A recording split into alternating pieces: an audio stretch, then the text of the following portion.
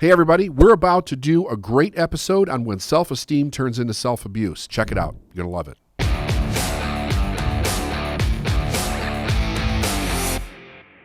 So the idea behind this is kind of inspired around the idea that people are taking outside influences, and so many of them are actually internalizing in a way where they're feeling bad about themselves. And there's a lot going on, there's a lot going on. But I think what we have to be careful about is, empathy and compassion is definitely a good thing. But when we start to feel bad about ourselves, we really should understand what's actually happening, because we're internalizing something different, and it's really bringing up. So let me back up here. When I say it's really bringing up, what am I talking about? When we're seeing pain going on in society, and we start to feel bad about ourselves because we're observing the pain that's going on in society, we have to question what's actually taking place within ourselves, because that's not a good thing. It's different if we were doing something bad and we were having remorse. That's something completely different. That's not what I'm talking about here. What I'm talking about is literally taking on the pain of other people as some kind of self-identification process. And I want to talk about it because I see a lot of people suffering from it right now. I've been getting a ton of questions in various different areas around this. And what does one do about it? So the first thing is let me see if I can shed some light on what's causing the problem to begin with. And it's a very fascinating, unique set of circumstances that causes this, but it should be a wake-up call to people. So let's start it like this. When a person is a child and they're going through their childhood, we have all different kinds of experiences that begin to form the foundation of how we think, our emotional intelligence or lack thereof, any kind of trauma that gets stored in the body, in the emotions, and of course the stories that we have been told about life and that we create about life as we begin to go through life. So if anybody who's been listening to my podcast for a period of time, you pretty much know that I talk about how most of our programming happens prior to the age of 7. And virtually all the programming that happens prior to the age of 7, we don't have the ability to reject because there's not a conscious mind developed yet. So given the idea that there's not a conscious mind developed, let's think about the enormity of information that a person can take in a 7-year period of time. It's quite a bit, along with the experiences that go with it. So now you have emotions, you have experiences, you have ideas, you have stories, you have facts, you have pain, you have happiness, you have a whole myriad of human experience being programmed in this little child at 7 years old. Then after 7, person is both experiencing life from their conscious mind, even though it is not completely fully formed yet, from their conscious mind and with their subconscious mind, telling them kind of how to experience what they're experiencing. If a person is building a low self-esteem, meaning that an individual does not really think well of themselves deep down inside. Now, of course, there's various different degrees of this. I mean, we see people that have a low self-esteem that really treat themselves terribly as they go through their life in many cases. There may be substance abuse. There may be all kinds of problems in relationships. There could be major health issues. They may have problems holding a job, really getting along in society. Like the endless amount of difficulties that people create in their lives because of a low self-esteem are just that. They're endless. I mean, it just goes on and on. We could literally spend weeks just talking about the destructiveness that happens in a lot of people's lives. But then you have something that's a little bit different. You have somebody that has a bit of a low self-esteem, and their life's not completely horrible, but they're not getting everything that they want out of life either. And they're really kind of going out there trying to keep their head above water. They're doing well marginally. They may be anywhere from working class to professional. I've even seen this with some business owners. They understand that they have some emotional challenges, some identity challenges, and yet they're striving to push forward anyway. All of a sudden, something happens where society starts to take on a viewpoint of pain, and as a lot of people take on the same viewpoint, this person all of a sudden starts to identify with this pain, and they become the pain itself. They become the problem. They see themselves as the problem. And I'm talking about an individual where there's no identification with the problem prior to this, right? So they're not causing a problem, they're not being a problem, they're not doing anything to anybody, and all of a sudden now they see themselves very shamefully, very guilt-ridden, and they're engulfed by it. So what's actually taking place? Because some of the decisions that people are making in this engulfed state of emotions are really not good decisions for themselves or for anybody else. I think the problem that we're looking at is that, our self-esteem is very much like this internal compass that kind of takes us through our life. And as our self-esteem takes us through our life, it's looking for things to resonate with. I mean, human beings are always looking for something. They're looking for other people that they can resonate with. Maybe they're looking for a lover. Maybe they're looking for a friend. Maybe they're looking for an employer. Maybe they're looking for an employee. Maybe they're looking for a business. They're looking for an idea or a hobby, something fun to do, a movie to watch, a book to read. Things that harmonize with whoever they are, whoever they feel that they are in their spirit, the points of interest in their life. And they will say, ooh, I like this, I like that, that's me, this is me, I like to do this, I don't like to do that. And what's astounding about this is that many people go through their entire life doing this, but they've never really come from the aspect of thinking about what do they truly want for themselves, developing the internal belief system, the self-esteem, the higher standards, the emotional intelligence to go out and create it. They're just kind of bouncing through life, becoming whatever life dictates them to become. And they don't know it because in many cases, there's not a broad spectrum of something actually taking place that disrupts their life in either a positive way or a negative way. They're just kind of floating through life, just moving through life, so to speak, and they become whatever they need to be to kind of survive and to make it through. They become what they need to be in a marriage. They become what they need to be as parents. They become what they need to be for their employer. Some people even take this a little bit further. They become what they need to be in kind of like in starting a business, right? And slowly, hopefully, a person starts to become self-aware of what they truly are and what they truly want. But if the self-esteem that's going on inside of them is really not feeling at home with itself, it will glom on to anything that it self-identifies with. So right now in our country, we have a tremendous amount of guilt going on. We have a tremendous amount of shame going on. We have fear. We have insecurity. We have hopelessness in some cases. We have a lot of anxiety. We're in a lot of turmoil. Like our country has not seen, and for that matter, our world has not seen this much turmoil in a very long period of time.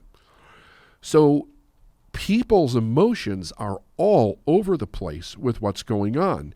And the majority of individuals, if you watch and observe, they want to do the right thing.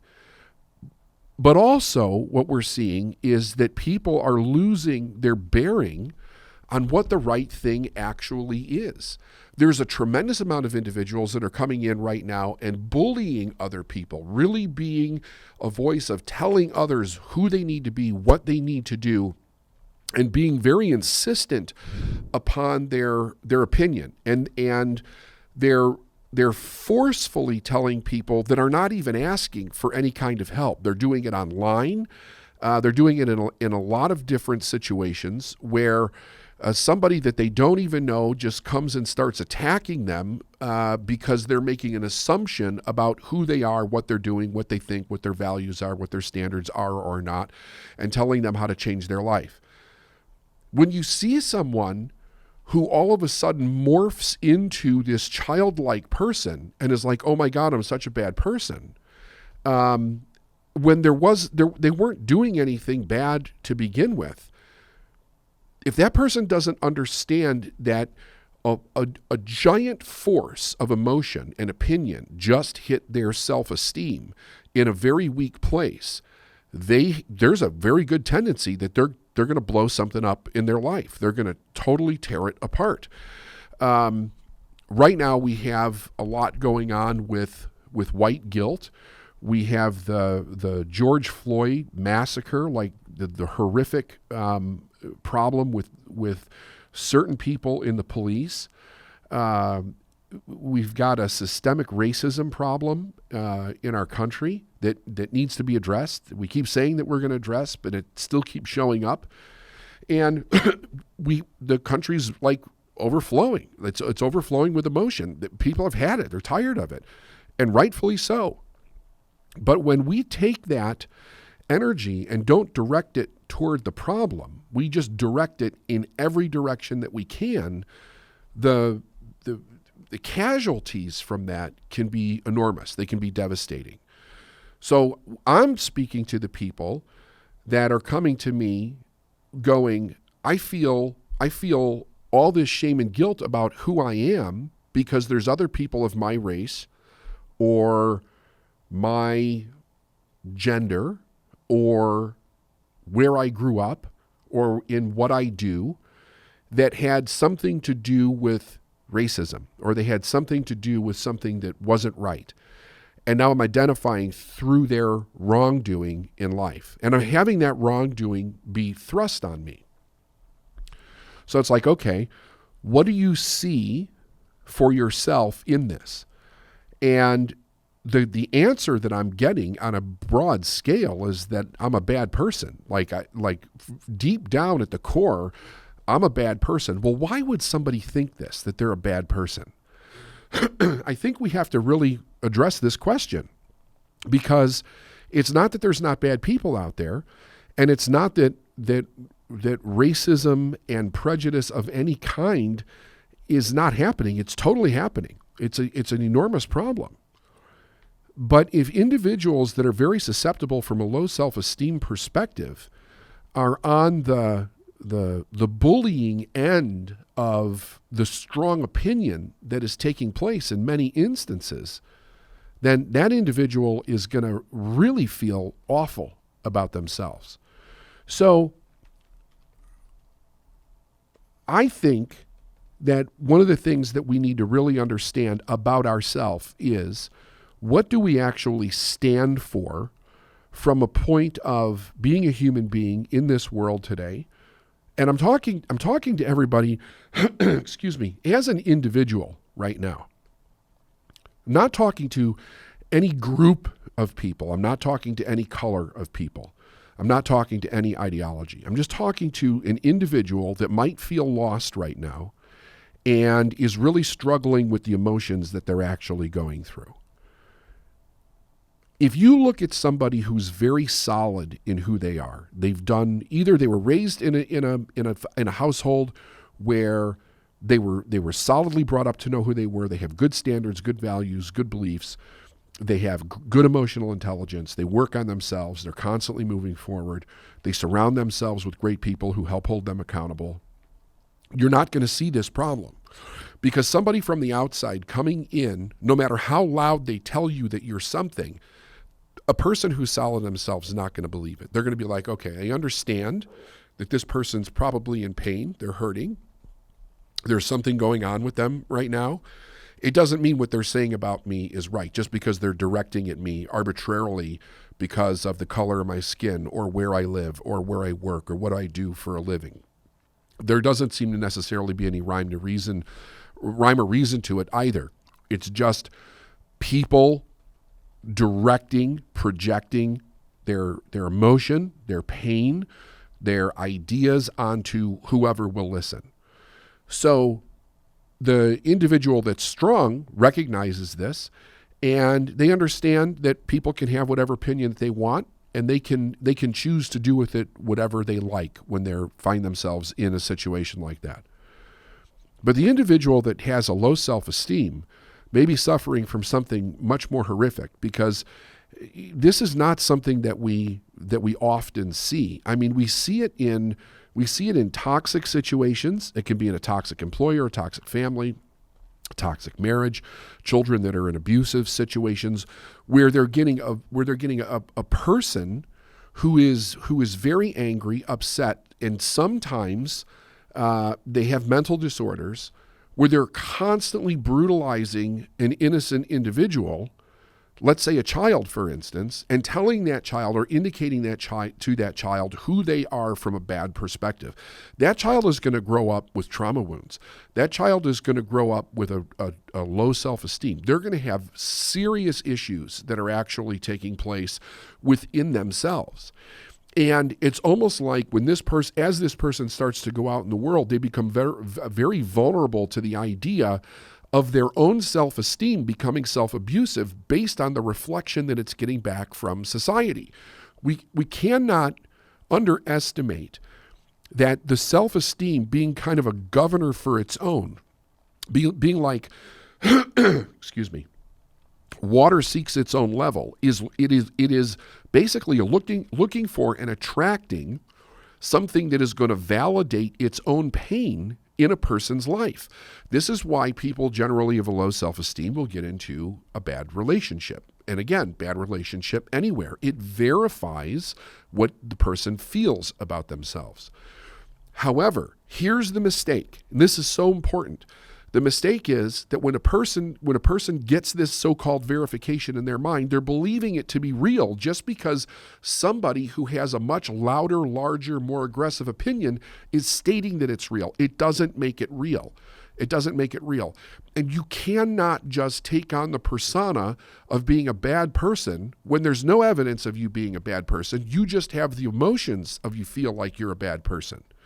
We get extraordinarily emotional in situations like this, and we say, all of a sudden, I'm this.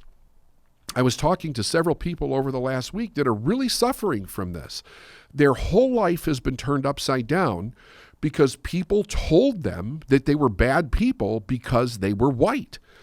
And it's like, you're not bad because you're white. I mean, to say somebody's bad because they're white is a racist statement. It's like saying somebody's bad because they're any color that's different than your own.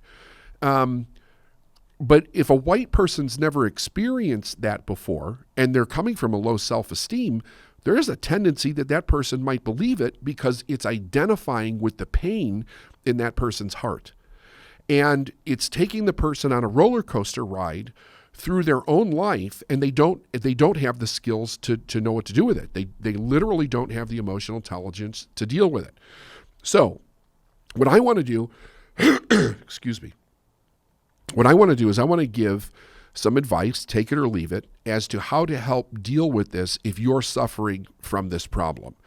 Again, this specific podcast that I'm doing on this, when self-esteem turns to self-abuse, really is not about the racial situation that we have going on in our country. It's about the upheaval that we have going on in our country in many different areas and the emotional fallout that people are experiencing because of it. Okay, just like if anybody's listening to this and you want to know what my stand is on it, my stand is that the things that have been happening are absolutely horrible.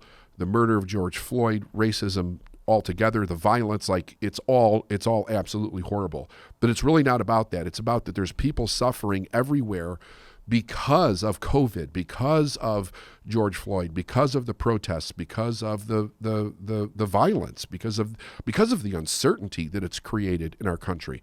It's really having an emotional impact on so many individuals. So if you're a person, first of all, that's being emotionally impacted by this, and in any way you feel you're in trouble, like you could hurt yourself, hurt somebody else, you need to dial 911, you need to call, or you need to go see a doctor, you need to seek professional advice immediately. Don't play around with this. It absolutely don't, because suicide ideation of any kind, hurting another person ideation of any kind is not a good thing. You want to make sure that you're really seeking help for that. Now, for the rest of us that are just, we don't know what to do, the idea is that we have to go back to some standards in our life. We're losing our value perspective. We're losing our internal moral compass in the world. Generation after generation has been saying this for a long time. We're losing our moral compass. We're losing our moral compass. We're losing our moral compass. That means that we can't tell right from wrong. We can't tell good from bad. And we don't know how to make decisions based on some kind of moral value guidance for ourselves. So when we have a low self-esteem, we don't really have that moral compass in a healthy place. We need to really find out, what do we stand for? What do I stand for in life? And you need to go through your life in a way where you're examining, what are your principles? What are your standards? What are your goals? What do you want your life to be about? How do you want to experience this lifetime for yourself? How do you want to experience it with other people's? And start putting in some standards so that you're not tolerating things like low self-esteem. A lot of things with low self-esteem is that we have a tremendous amount of shame that we feel, but the shame is not actually being caused by what we're experiencing now. It's a reactive process that's taking place based on shame that was stored inside of the emotional aspect of ourselves a long time ago. In your own personal life, and it brings it back up. So part of the standard is to know that those toxic shame and guilt we should have no room for in our life. We really should not have room for toxic shame and guilt. We have to look at, what do we want to replace that with, and a lot of it is about ownership. It's about really owning our life, the things that we do. It's about taking responsibility. It's about forgiveness of ourselves and others. It's about setting standards for moving forward in the world where we're really not like trodden on other individuals because of the pain that we feel. We're really bringing it back home and going, okay, here's what I'm experiencing. Why am I having this experience? Why am I experiencing shame and guilt right now? Why am I personally experiencing it? And not use other people that are experiencing it as a reflection of our own internal experience or dialogue. But asking ourselves, where did this come from? Where did the pain and the guilt and the suffering that I'm experiencing actually begin in my life? Because here's what we do know. You generally won't have a reactive process to anything if you haven't experienced it before. The mind does this incredible thing whenever we experience something, is it kind of searches its storehouse of information, and it says, what is this like? Where have I had this experience before? And then when it finds it, it's like, okay, so what was the story around that experience? And it instantaneously starts to bring that up because it gives us a preset pattern as to how to deal with something. So think about it like this. If you experience shame and trauma as a child, ask yourself, what was my preset pattern for dealing with that when I was a kid? What mode of being did I actually go into? Because that's what we're seeing. But people are doing it to extremes. It's like they're shrunken down to a 5-year-old. They have no sense of agency for themselves. And they're suffering terribly. They don't know what to do. And in many cases that I'm seeing, they're making poor decisions about their life. They're making decisions that they're pressured into doing because they're scared out of their mind. What happens if they don't? And And they're not really understanding that they're moving into a very juvenile way of behaving because of the fear. When we're a kid and we're in fear, our whole psychological system is made up to try to find some sense of certainty, some sense of safety in the world. So it will look for patterns, and it will test those patterns as, how do I show up? What do I have to be? What do I have to do? What do I have to say in order to get the thing that's threatening me or perceived threat to either stop or to back off? And people, if you talk to people that were raised in abusive households, they'll tell you this is exactly what happened. They found some way to get mom or dad to back off to some degree, and they learned how to manage their way through that.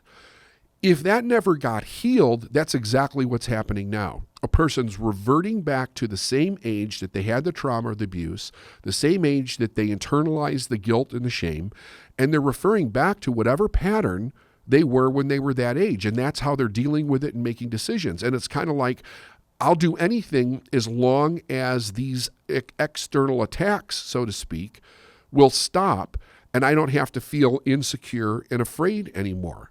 The problem is that we're a long ways from getting back to security, whether it was false or real, that we had 6 months ago in this country, actually having it again, either false or real. So we have to understand that if we're going to do some real check here on our mental health, we have to do a real check on what is our own self-esteem and make sure that we get that in a place where it is serving us and it's not actually fighting against who we want to be as an adult person. It's extremely serious. So I also encourage anybody that is really struggling right now to reach out for help. You could reach out to us for help. You could reach out to any mental health professional. Do the research online on this. There's a tremendous amount of research on the idea of low self-esteem, on shame, guilt, trauma, what happens when it gets re-triggered in the body as an adult, how people will go back to childlike ways of being. They will turn over their sense of agency to other people. They will get manipulated into doing things that are not what they would do if they were in a healthy set of conscious mind and a healthy emotional intelligence.